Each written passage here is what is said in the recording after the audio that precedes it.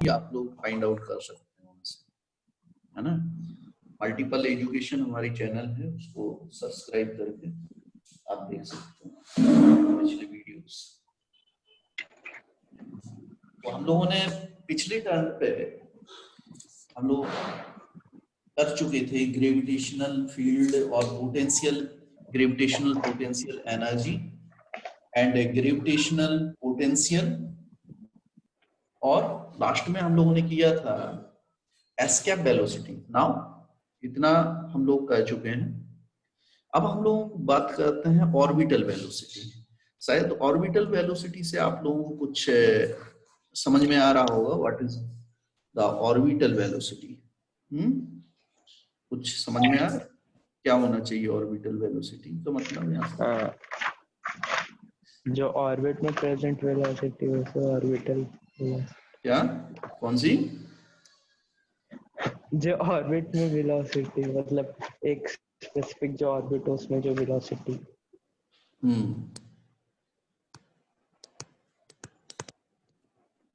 Orbital velocity, जैसे हमने बताया था आपको कि एस्केप वेलोसिटी क्या होता है कि हम the minimum velocity required for any object through और projected from the earth such that object can never come to the earth, कभी भी अर्थ पे वापस ना आ सके। हम उस मिनिमम वेलोसिटी से उस ऑब्जेक्ट को फेंकें ऊपर की तरफ अगेंस्ट द ग्रेविटेशनल फील्ड कि वो कभी भी अर्थ पे ना आ सके। ठीक है, तो वो उसका वैल्यू कितना आता है? What is the value of dead velocity, escape velocity? 11.2। Now हम लोगों ने 11.2 वहां पे फाइंड आउट कर लिया था। अब हम बात करते हैं ऑर्बिटल वेलोसिटी। ऑर्बिटल वेलोसिटी क्या है कि जो सैटेलाइट को, सैटेलाइट के लिए यानी कि अर्थ के ऑर्बिट में जितने भी सैटेलाइट घूम रहे हैं उसको मिनिमम वेलोसिटी उसकी कितनी होनी चाहिए कि, क्योंकि अर्थ के आप देखे होंगे कोई भी कंट्री है तो कंट्री यहां से कोई भी सैटेलाइट यहां बनाती है और बना के ऊपर ले जाके अर्थ के ऑर्बिट में छोड़ती है। जब अर्थ के ऑर्बिट में छोड़ेगी तो वहां पे दो पॉसिबल कंडीशंस हैं कि या फिर तो अगर वेलोसिटी कम हो गई, जो ऑर्बिटल वेलोसिटी है, ऑर्बिटल वेलोसिटी होती है 8 किलोमीटर पर आवर, है ना। सो 8 किलोमीटर पर सेकेंड हो गई वहां पे, एक सेकेंड में 8 किलोमीटर। और एस्केप वेलोसिटी क्या है? 11.2 किलोमीटर पर सेकेंड। 11.2 किलोमीटर पर सेकेंड यानी कि 11.2 किलोमीटर एक सेकेंड में जाना चाहिए, इतनी वेलोसिटी से उसको फेंकना है तो वो कभी भी अर्थ के ग्रेविटेशनल फील्ड में वापस नहीं आएगी।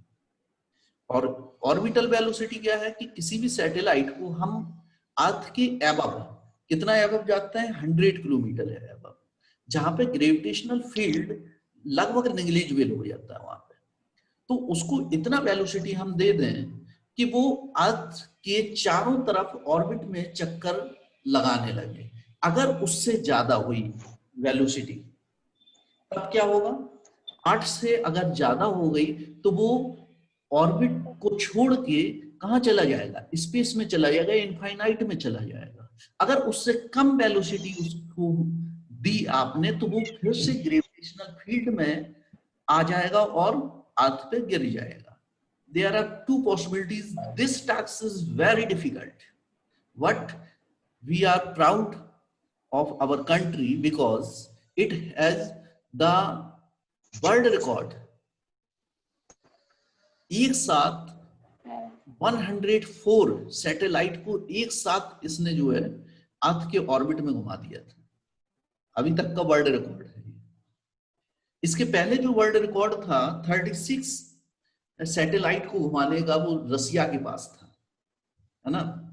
अब तो नासा वाले और जो है अदर कंट्रीज खुद नहीं सैटेलाइट लॉन्च करते हैं, वो इंडिया को ही यानी कि इसरो को कांटेक्ट देते हैं कि ये सैटेलाइट को जो है लेके जाना है, क्योंकि किसी भी कंट्री ने, बहुत कम ऐसी कंट्रीज हैं जिसने फर्स्ट टाइम में जो है सैटेलाइट को अर्थ के चारों तरफ घुमा दिया विदाउट फेलियर।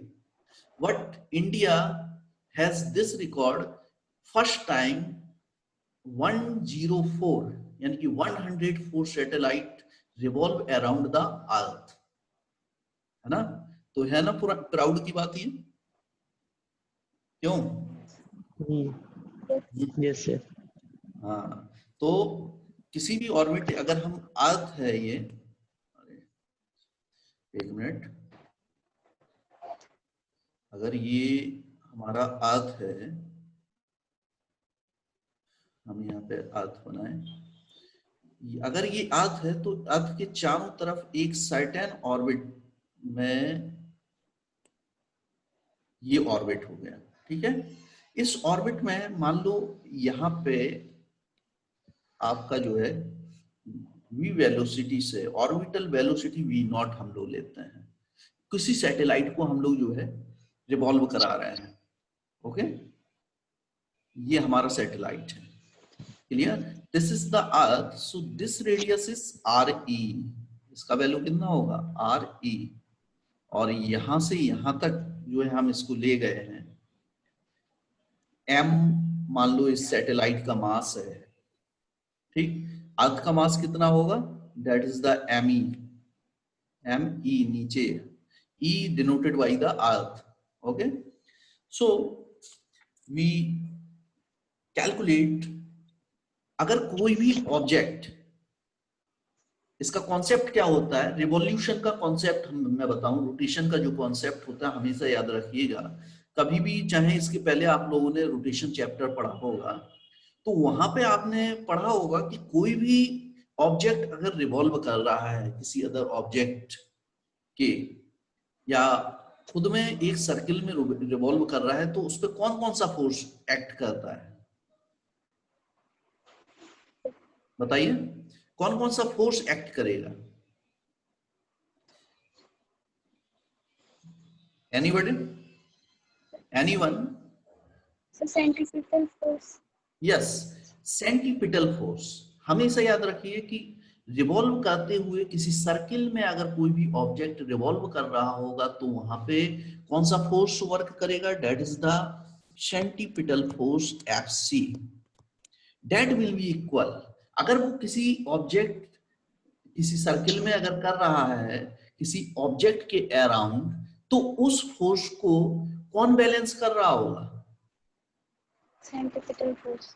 नहीं, सेंटीपिटल फोर्स तो ठीक है, ये तो लग ही रहा होगा, लेकिन अगर वो सर्किल में लगातार राउंड ले रहा है तो इसका मतलब है उस फोर्स को भी कोई बैलेंस कर रहा होगा, सेंटीपिटल फोर्स को कोई बैलेंस कर रहा होगा, कौन बैलेंस करेगा?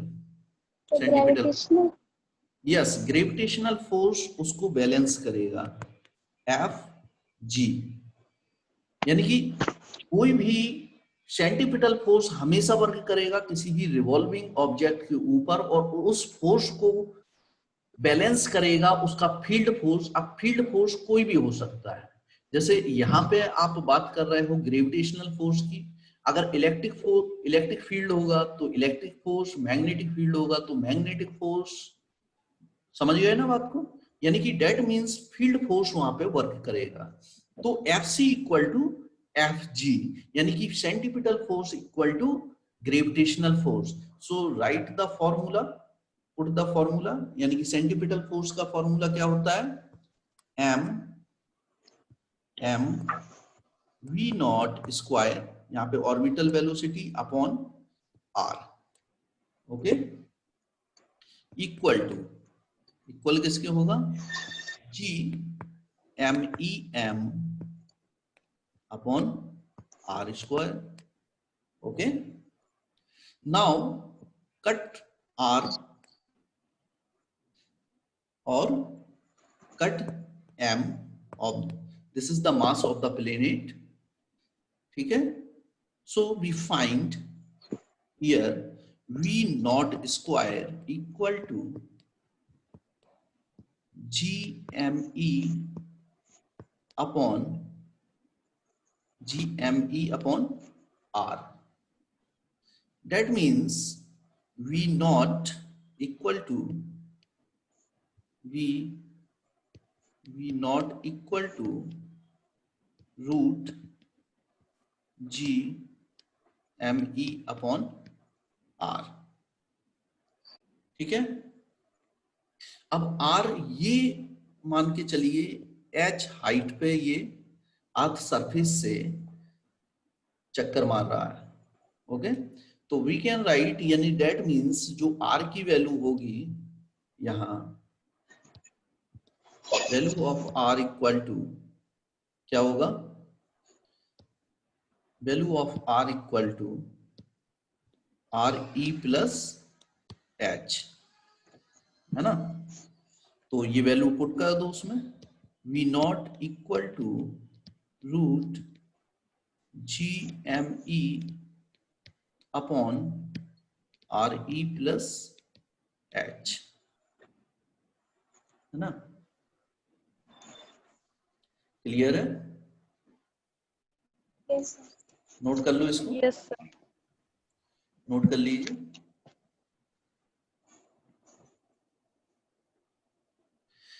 अब ये आपका एक जर्नल फॉर्मूला यहाँ पे आपने फाइंड आउट कर लिया। अब हम बात करें यहाँ पे, आपने एक रिलेशन पढ़ा था, मैं आपसे शुरुआत में ही बोला था कि this relation seldom used, frequently used, that means G M E equal to G R E square. आपने पढ़ा है ना। अब यहाँ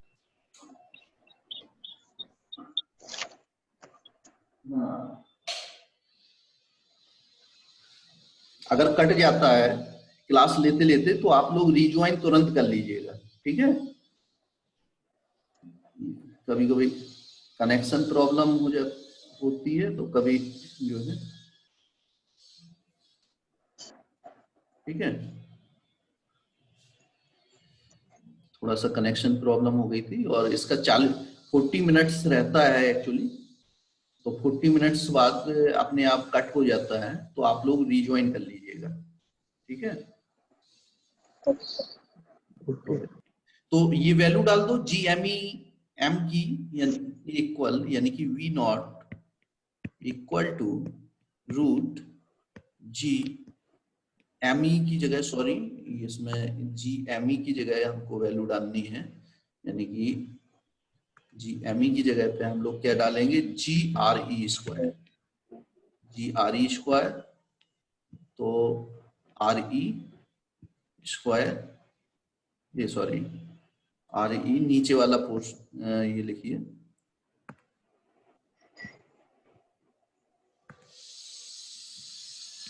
ये जी है, जी आर ई स्क्वायर, ये वैल्यू हमने यहाँ से डाल दी, और नीचे आ जाएगा जो आपका आर ई प्लस एच, है ना।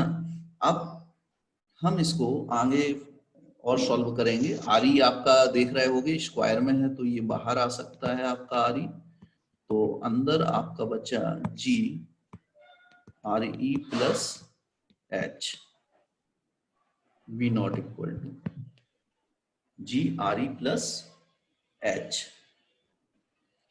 अगर यहाँ पे एच, चूंकि आर ई कितना होता है, आर ई आपका 6400 किलोमीटर होता है। If R E is greater H, तो एच आपका नेग्लिजिबल हो जाएगा। अगर हम 100 किलोमीटर एबव जा रहे हैं और 6400 रेडियस है, that means 100 kilometre is very negligible quantities with respect to R E, so we can write it v not equal to, यहां से क्या आ जाएगा आपका, जी आर ई। समझ में आया ये कैसे आएगा? क्योंकि अगर आर ई स्क्वायर को हम लोग अंदर ले जाएंगे, यहां से H R E square, G R E square यहाँ पे लिखा जाएगा, करके दिखा दे रहे, G R E square upon R E, तो आर ई से ये कैंसिल आउट हो जाएगा, that means we can write it G R E only, V not equal to GRE. This is the formula we can find here, GRE. Okay. और G आपका constant value है 9.8 और RE आपका 6400 kilometre है। तो ये वैल्यूज अगर हम लोग इसमें डालेंगे, दोनों वैल्यूज को डालते हैं तो V नॉट को कैलकुलेट किया जाता है, तो V नॉट आपका आता है ऑलमोस्ट 7.9 के लगभग आता है, जिसको हम लोग 8 किलोमीटर पर सेकेंड यहाँ पे ले लेते हैं। डेट मीन्स 8 किलोमीटर की स्पीड पर सेकेंड की स्पीड से अगर हम किसी ऑब्जेक्ट को अर्थ सरफेस के ऊपर ले जाके अबव 100 किलोमीटर और मोर एवब ले जाके अगर छोड़ते हैं तो वो अर्थ के ऑर्बिट में चक्कर मारने लगता है। जरूरी नहीं कि 100 ही हो, उससे एबव भी हो सकता है, दैट विल बी कैलकुलेटेड, है ना।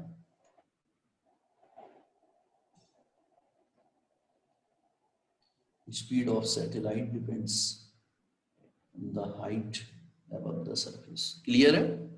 यहां तक नोट कर लीजिए इसको।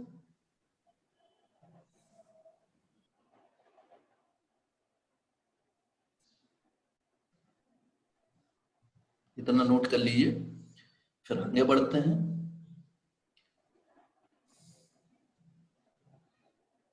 इसके बाद में हम लोग निकालेंगे period of revolution. Period of revolution, है ना। इतना नोट हो गया? Yes. ओके सभी लोग। Now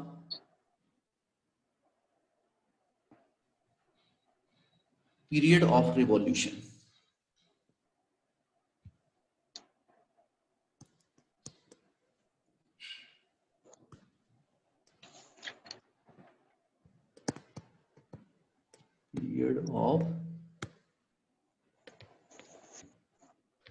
period of revolution. Okay, period of revolution. Period of revolution क्या होता है हम लोग जानते हैं। कभी भी पीरियड ऑफ रिवॉल्यूशन निकालना हो तो आप लोग फॉर्मूला रटने की जरूरत नहीं है। आप लोग फॉर्मूला जैसे अगर ये लिखा हो T इक्वल टू, जनरली आपको ये लिखा मिलेगा 2πr upon V not. V लिखा रहता है, V नॉट हमने यहाँ पे इसलिए लिखा है कि हम लोग यहाँ पे ऑर्बिटल वेलोसिटी की बात करेंगे। तो 2πr अपॉन V ये कैसे बना फॉर्मूला, क्योंकि हम लोग एक जनरल फॉर्मूला जानते हैं, speed equal to distance upon time, और यहाँ से अगर टाइम को हम लोग मेजर करेंगे तो डिस्टेंस अपॉन वेलोसिटी, वही फॉर्मूला है ये। टाइम इक्वल टू, देखिए, डिस्टेंस अपॉन वेलोसिटी। डिस्टेंस क्या है, जो रिवॉल्यूशन में सर्किल आ रहा, तो जो डिस्टेंस वो कवर कर रहा है वो किसके बराबर है, द सरकमफ्रेंस, है ना, ऑफ द सर्किल। सर्किल जिस सर्किल में वो अर्थ के चारों तरफ रिवॉल्व कर रहा है, that will be equal to the circumference of the circle, distance. और v is the orbital velocity, क्योंकि ऑर्बिटल वेलोसिटी से हमेशा रिवॉल्व करेगा कोई भी सैटेलाइट। ओके, तो r की वैल्यू यहाँ पे हम लोग लिख सकते हैं, जैसे सैटेलाइट की अगर हम बात करें तो 2π, यहाँ पे r कितना होता है, RE प्लस h होता है, डिवाइडेड बाई V नॉट, है ना। अब हम V नॉट की वैल्यू डाल दें, यहाँ पे पुट कर दें V नॉट की value in the terms of GME, तो हम लोगों ने पहले निकाला था। तो 2π यहाँ पे क्या हो जाएगा, RE जो करती हूँ ऊपर वाला पोर्शन। अब V नॉट की वैल्यू हम लोगों ने क्या निकाली थी, GME, जो कि रूट में थी आपकी, अपॉन RE प्लस H, यही आ रहा था, कितना आ रहा था, और ये था आपका रूट में, तो हम इसको लिख सकते हैं किसमें, कि पावर हाफ। क्लियर, ये आपका रूट में था तो पावर हाफ हम लोग लिख सकते हैं इसको। अब देख सकते हो यहाँ पे, अगर यही ऊपर जाएगा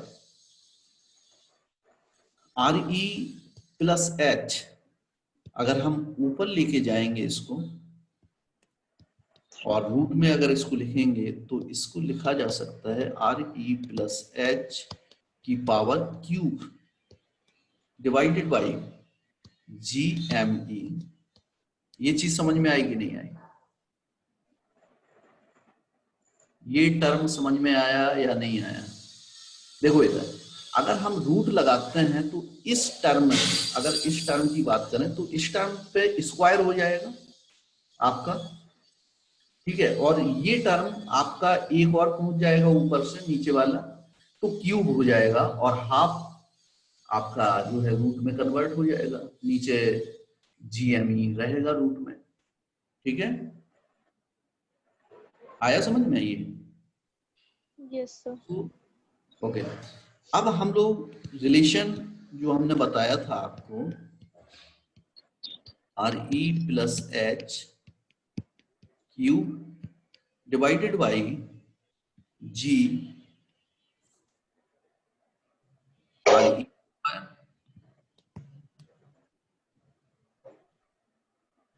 ठीक है। ये by the relation of G and small g and capital G।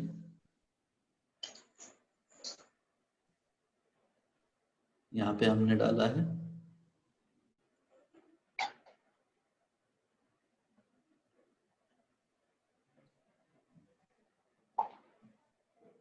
ठीक सर है, आपने जो सर हाँ हाँ, आपने जो 3 लिखा है वो 3/2 होगा। 3/2 क्यों होगा? क्योंकि रूट लगा दिया ना हमने। अगर रूट नहीं लगाते तो 3/2 लिखा जाता, लिखा जाता कि नहीं? Yes yes. हाँ, रूट लगा दिया ना हमने, रूट लगा दिया तो 3/2 क्यों होगा?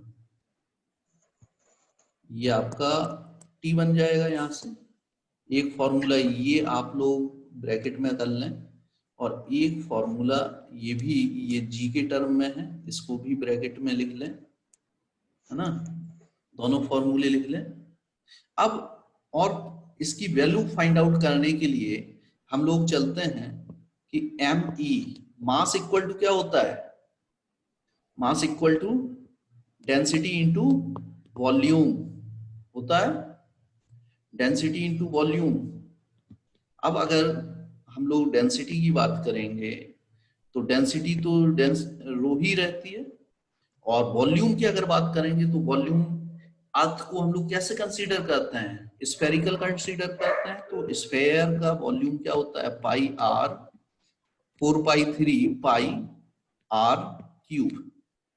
ठीक है, तो RE⁵, क्योंकि अर्थ की केस में हम लोग लिख रहे हैं यहाँ पे, तो हम इस फॉर्मूले में ME की वैल्यू ये पुट कर दें, है ना।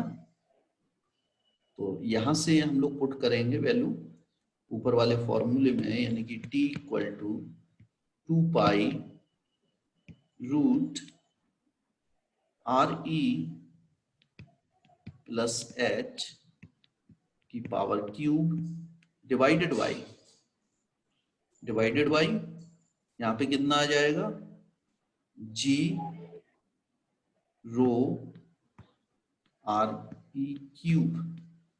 है ना। और अगर और ये भी सॉल्व कर दें हम लोग, जैसे 4/3 है तो उसको भी जब हम लोग सॉल्व करेंगे तो ये अंदर आ जाएगा, ये वाला पोर्शन मैं उसको भी यहीं पे लिख दे रहा हूं, तो ये बाहर से अंदर चला जाएगा, यानी कि इसमें रूट के ही अंदर अगर हम लिखेंगे तो ये 3π हो जाएगा। 3π कैसे हो जाएगा बताइए? क्योंकि 2π आपका था और हमने ME की वैल्यू डाला 4,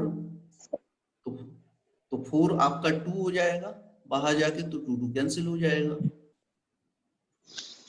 और बचेगा कितना? 3π।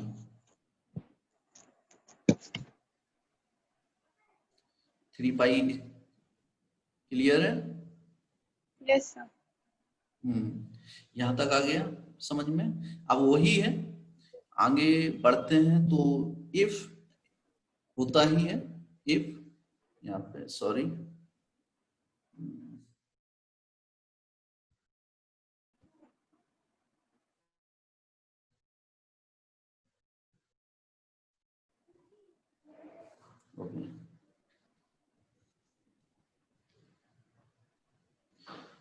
देखिए, इफ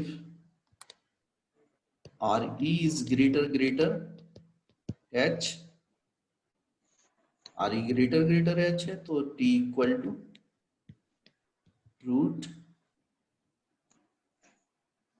ये जो है आफ्टर 10 मिनट्स कट जाएगा अपने आप, फिर से रिज्वाइन आप लोग कर लीजिएगा, है ना, उसने मैसेज दे दिया है कटने का। इसमें देखिए हम लोग इसको लिख सकते हैं T इक्वल टू, एक मिनट, यहाँ पे 2 pi root RE cube upon GME।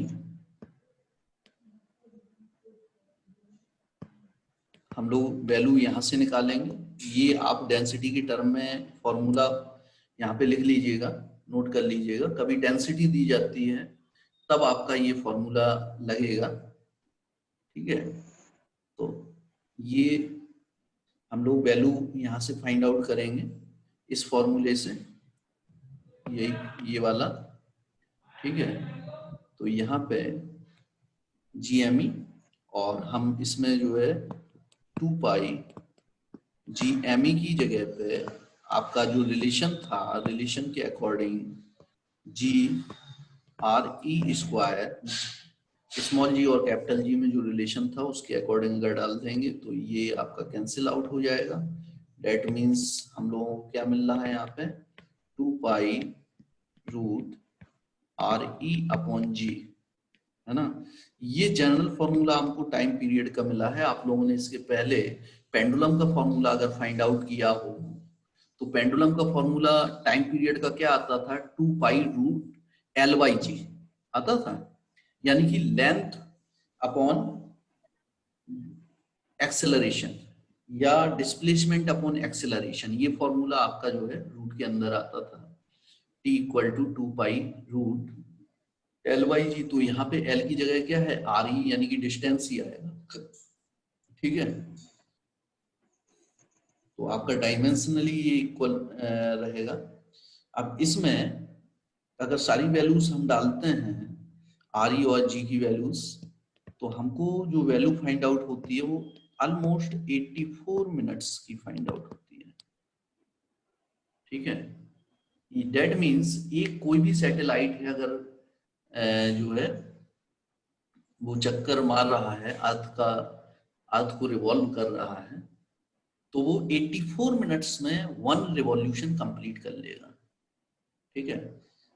इस चीज को आप लिख सकते हो कि a satellite revolving very close to the earth's surface has a period of revolution about 84 minutes and its orbital speed is nearly 8 kilometre पर सेकेंड। क्लियर, ये चीज नोट कर लीजिए। A satellite revolving very close to the earth's surface has a period of revolution about 84 minutes and its speed is nearly 8 kilometre पर second, ठीक है। 8 kilometre पर second उसकी स्पीड होना चाहिए, तो वो रिवॉल्व कितनी देर में कर लेगा ये, लेकिन अर्थ सरफेस के क्लोज रहेगा। हमने जो आपको बताया है 100 किलोमीटर के अराउंड ही रहेगा, ज्यादा भी हो सकता है, कम भी हो सकता है, थोड़ा बहुत, और उसी के अकॉर्डिंग थोड़ा बहुत स्पीड जो टाइम पीरियड है उसमें थोड़ा बहुत चेंजिंग आएगा, ठीक है। जितने भी ये सैटेलाइट होते हैं आपके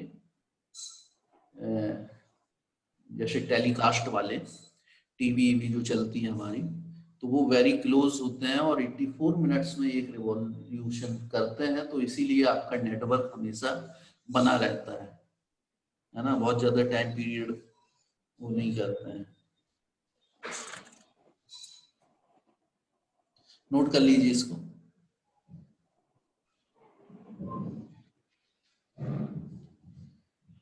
इसके बाद में नोट हो जाए तो बता देना।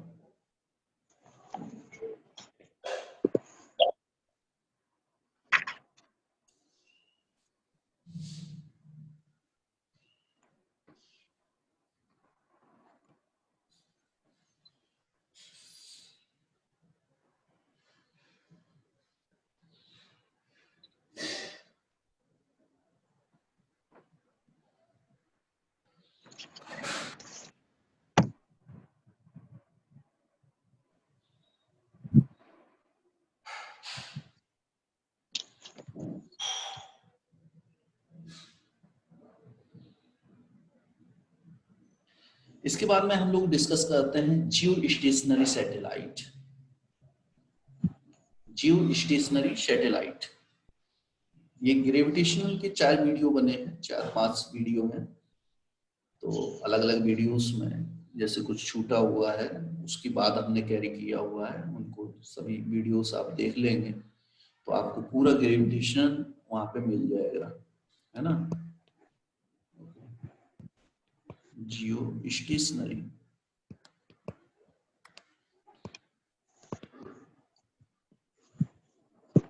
स्टेशनरी इधर उधर भागने लगता है।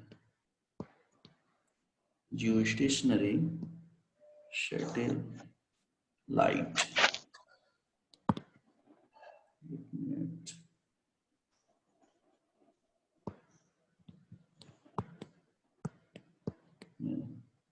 जियो stationery satellite.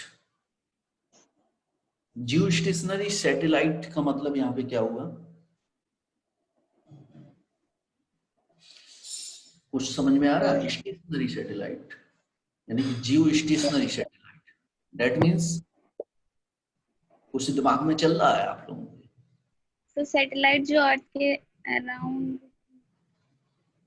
Means satellite stationery हो, हैं? जियो स्टेशनरी सैटेलाइट का मतलब है कि ये सैटेलाइट स्टेशनरी नहीं होता है। हर एक सैटेलाइट रिवॉल्व करेगा, अर्थ को रिवॉल्व करेगा अराउंड द अर्थ, बट वो इतनी हाइट पे होगा कि जितनी स्पीड आपकी, जितना टाइम पीरियड आपको अर्थ रिवॉल्व करने में ले रही है, सेम टाइम पीरियड वो भी लेगा। यानी कि हर जिस पॉइंट पे खड़े होके अगर आप देख रहे होंगे उसको, सैटेलाइट को, तो वो सैटेलाइट जब टाइम पीरियड सेम है तो स्पीड भी आपको सेम हो जाएगी, तो आपको वो जो रिलेटिव वेलोसिटी है वो 0 हो जाएगी दोनों के बीच की, दैट मीन्स। तो ऐसे सैटेलाइट आपको स्टेशनरी नजर आते हैं, इसलिए हम इन सैटेलाइट को कहते हैं जियो स्टेशनरी सैटेलाइट, जहां पे दोनों अर्थ की जो स्पीड है रिवॉल्व स्पिन करने की और जो सैटेलाइट की स्पीड है रिवॉल्व करने की, वो रिलेटिव जो स्पीड है वो आपका 0 हो जाए। तो इस केस में क्या होता है कि आपका जो डिस्टेंस है from the earth surface satellite का वो काफी बढ़ जाता है, almost 35,000 kilometre above from the earth surface. तो इतनी दूर जब होगा तो जाहिर सी बात है कि टाइम पीरियड इसका बढ़ेगा और स्पीड भी आपकी जो है, टाइम पीरियड बढ़ेगा तो स्पीड कितनी भी हो तो वो जो है लगभग स्टेशनरी, जो टाइम पीरियड ले रहा तो उसके अकॉर्डिंग वो स्टेशनरी हो जाता है। हम जिस पॉइंट से देखेंगे उस पॉइंट से वो हमें स्टेशनरी नजर आएगा। जितनी देर में अर्थ सरफेस रोटेट अपनी स्पिन करेगी उतनी ही देर में वो उसको रिवॉल्व करेगा, तो हर एक पॉइंट आपका स्टेशनरी हो जाएगा, इसलिए इनको जियो स्टेशनरी सैटेलाइट कहते हैं। ये सिर्फ थ्योरी आपके में आती है ना, थ्योरी पूछी जाएगी आपकी, और हाइट आपकी होना चाहिए, जो कैलकुलेटेड हाइट है जियो स्टेशनरी सैटेलाइट के लिए वो होती है, ये सब डाटा आप लोग लिख लीजिए।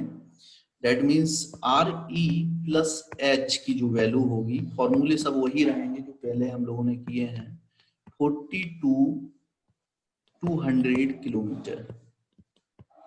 ये आपका जो है टोटल रहेगा। अगर हम सिर्फ RH निकालें तो RE यानी कि 6400 के लगभग हम इसको माइनस करते हैं, या 63,470 करेक्ट वैल्यू होती है, तो ये हो जाता है आपका 35,830 kilometre height from the earth surface.